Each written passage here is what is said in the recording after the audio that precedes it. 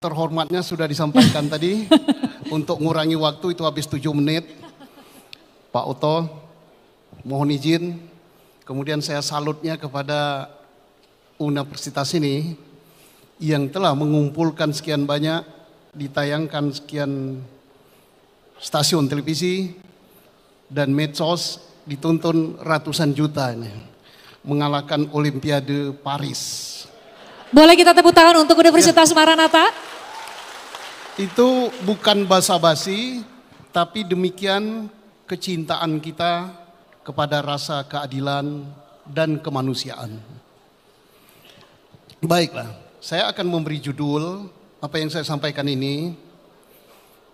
Perkaranya ada, tersangka tidak ada. Perkara tidak ada, terpidana ada. Saya ulangi. Perkaranya ada, tersangka tidak ada. Perkaranya tidak ada, terpidana ada. Ini fakta yang terjadi saat ini, yang kita bahas ber-3 bulan, sudah masuk bulan ketiga. Mengapa demikian?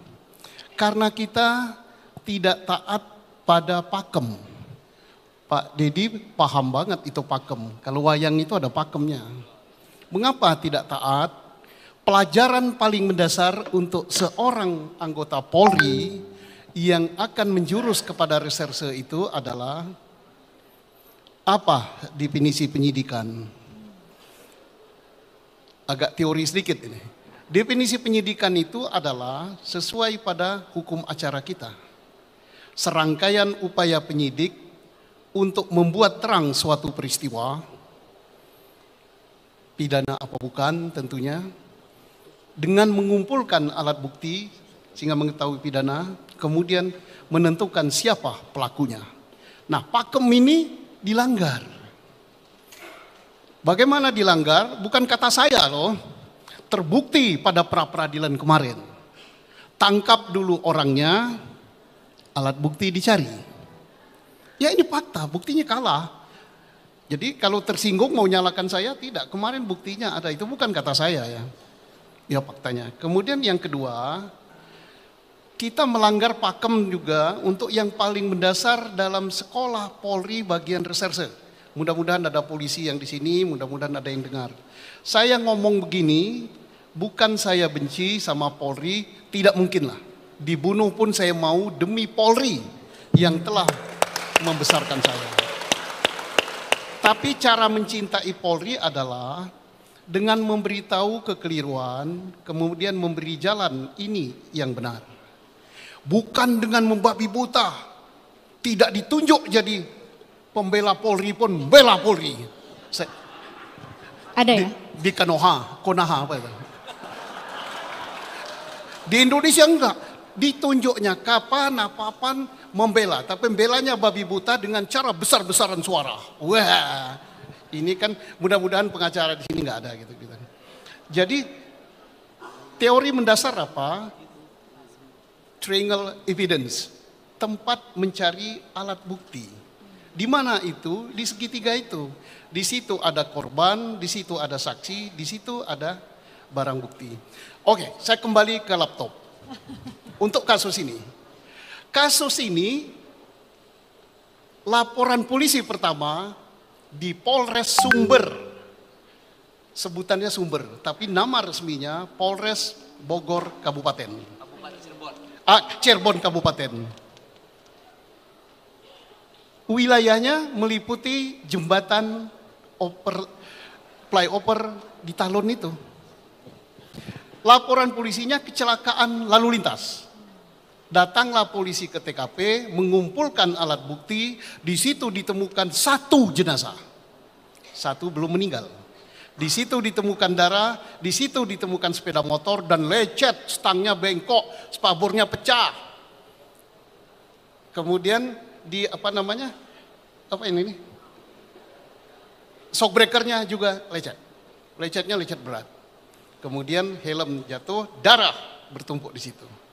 Saksi pertama melihatnya katanya kecelakaan. Melaporlah ke bengkel di situ, beritahu yang namanya Oki dan Yayan. Dia melawan arah menemui itu sampai menunggu polisi datang. Setelah polisi datang, baru Sorotor segala macam datang, jenazah yang hidup dan yang sudah meninggal dinaikkan ke mobil patroli, dibawa ke rumah sakit. Diproseslah sebagaimana proses, tidak perlu saya ceritakan di sini, sudah ada SOP-nya.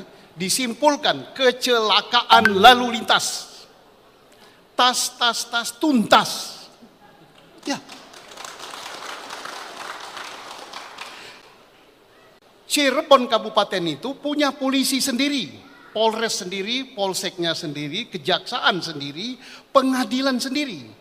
Disebut masyarakat setempat Polres Sumber. Udah tuntas. Dan laporan polisi tentang kecelakaan lalu lintas itu tidak pernah, saya ulangi lagi, tidak pernah dilimpahkan ke Polres Kota atau Ciko, tidak pernah juga diminta oleh Polres Ciko, tidak pernah juga ditarik ke Polda. Tuntas, korban ada, TKP ada, alat bukti ada, pisem ada. Nggak tahu bagaimana ceritanya, di Ciko ini nggak mau kalah.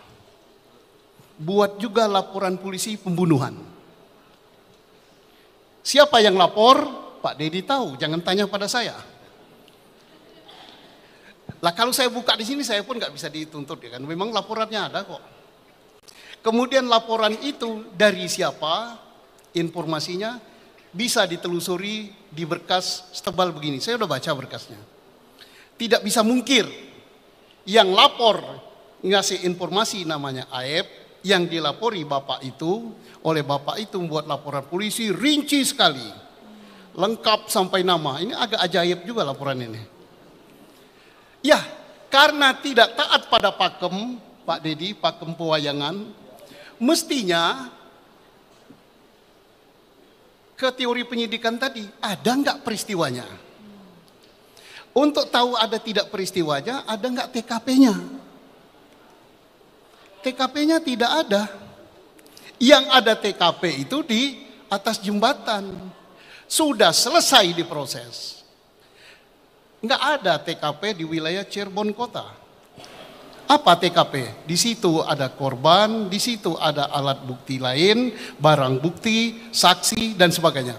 Nggak ada saksi yang mendengar yang katanya Aep, ada 11 tersangka. Kalau tersangkanya 11, ditambah korban 2, berapa ini? 13. Kata Aep, sepeda motornya 4. Coba bagi, sepeda motor 4 dibagi 13. Berarti satu sepeda motor ada yang 4 orang. Ya. Masyarakat di situ tidak dengar bunyi sepeda motor yang kejar-kejaran.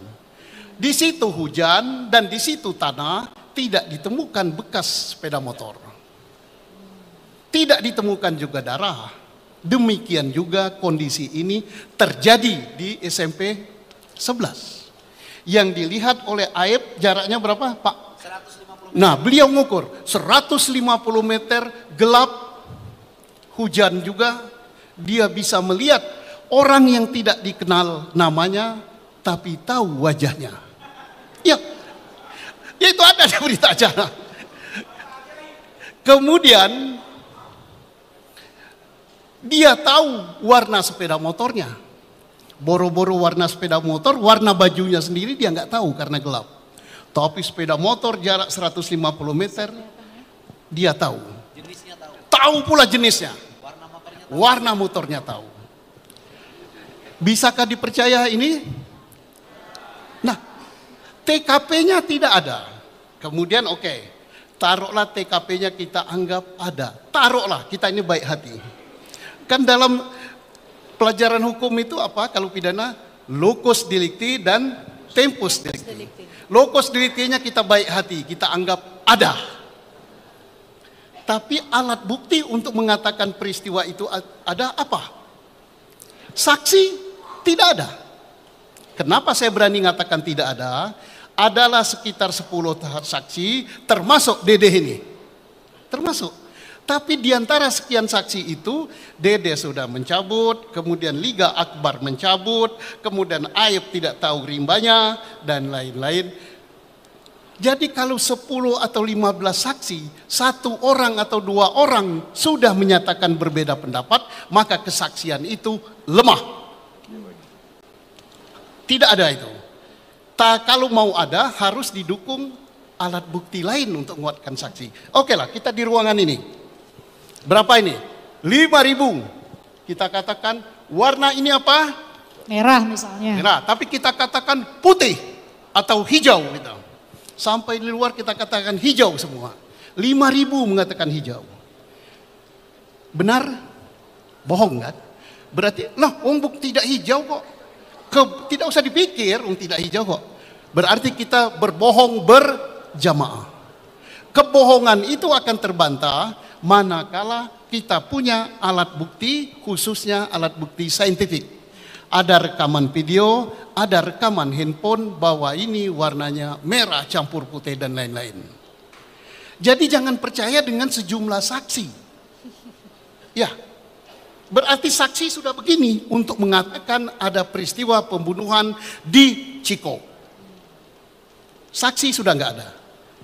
Kemudian alat bukti lain katanya visum. Visum tidak sama sekali mengatakan itu akibat pembunuhan. Akibat trauma benda tumpul. Nanti beliau pakarnya bisa nyerahkan. Kemudian apalagi? Keterangan daripada terdakwa sudah dicabut, bahkan di depan persidangan dicabut. Jadi apalagi alat buktinya? Alat bukti saintifik ya nggak ada. CCTV nggak ada. Nanti Pak Riza, Profesor Riza lebih menjelaskan lagi. Dari HP juga nggak ada. Darah nggak ada. Kemudian visum sperma nggak ada. Ya kalau gitu, adakah peristiwa pembunuhan di kota Cirebon? Lah kalau tidak ada peristiwa berarti kita mengadili hantu. Ya kita bolak-balik hunta hantu aja. Ya nggak akan selesai. Tinggal cepat mana kiamat sama selesai perkara ini. Ya. Banyak pikiran beredar meracuni masyarakat Indonesia, termasuk meracuni orang pinter.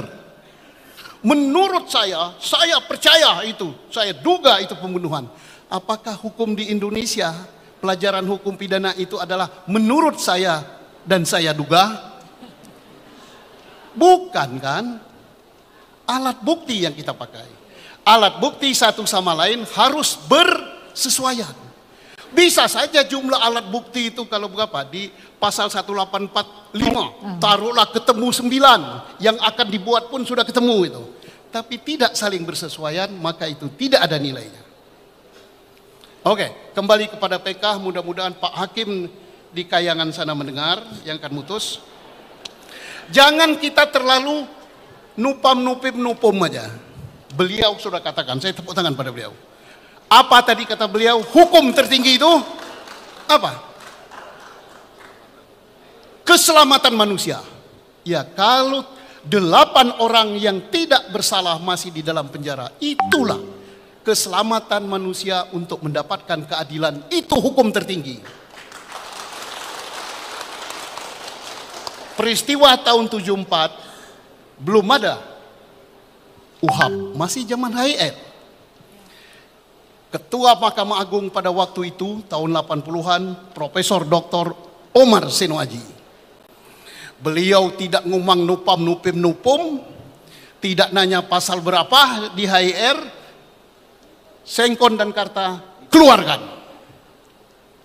Masa tahun 2024 masih nupam nupim nupum? Alah. Tidak ada nupumnya itu bukan nupum. Alah. Masuklah ke penjara itu 3 hari. Loh, aku tidak pernah masuk di penjara, bisa ngomong gitu. Saya pernah. Saya 3 kali ditangkap. Di Bandung ini pernah ditangkap juga. Masih jabat, belum pensiun. Di bandara aku ditangkap, tapi itu masa lalu, tidak usah diangkat. Kalau diangkat nanti menambah kehebohan. Sesat ke peradilan pada saya tidak bilang. Nggak usah lah gitu kan. Termasuk siapa yang bisa buktikan pada masalah saya, nggak perlu saya kasih hadiah, janganlah. Nah, makanya mengapa Susno itu berani mengatakan bahwa siapa yang bisa membuktikan bahwa di Polres Ciko tanggal 27 Agustus 2016 ada peristiwa pembunuhan terbukti dengan meyakinkan didukung alat bukti saintifik, saya kasih hadiah 10 juta hasil jual pertanian tambah dana pensiun, uang pensiun. Kalau misalnya Pak, saya minta hasil pertaniannya, saya kasih cabai, terong, tomat plus duit. Halal. Karena saya yakin nggak akan terbukti. Gimana mau terbukti wong peristiwanya saja nggak ono. Tak ayak peristiwanya konaon atau mah. Kang. Tak ayak peristiwa nak membuktikan saha tersangka